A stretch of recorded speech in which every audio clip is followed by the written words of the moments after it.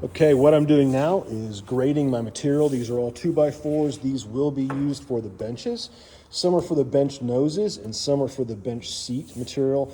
That gets ripped in half, basically 1.5 inches by 1.5 inches and rounded over and sanded. But I've gone through and looked at all this material. I've looked for, the first thing is look for damage. Look for the edges that are not great. Look for the knots that are blown out through the whole piece, and then you can assess for any sort of bowing or crooked wood.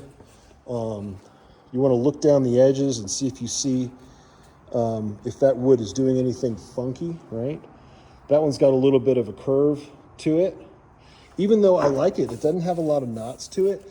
That straight board will not work well on a bench nose. So I've graded that a D, and I've got a pile of C's, B's, A's, and I've labeled my A's 1, 2, 3, 4. This will be my longest bench nose. That's my straightest, cleanest board, and it doesn't have a lot of flat grain to it.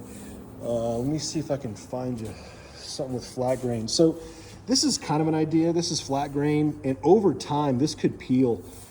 There's nothing to really keep that wood attached to itself aside from that little area. So over time, heat, humidity, that can cause some of this stuff to start peeling over time.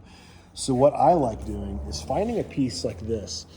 It's got more of a vertical grain feel to it, less flat grain. This will be much more stable over time and something that's not gonna peel, flake, crack, anything like that.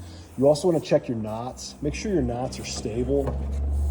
If you've got knots that go all the way through and maybe start to crack or feel a little unstable, you don't want to use those for bench noses unless you do some sort of stabilization on there, like super glue.